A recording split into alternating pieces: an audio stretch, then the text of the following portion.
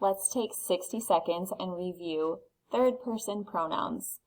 A first-person pronoun is something that is talking about I, me, and myself. So any pronoun that includes me, I, we, anything that I am personally a part of is a first-person pronoun. Second-person pronoun is talking directly to you.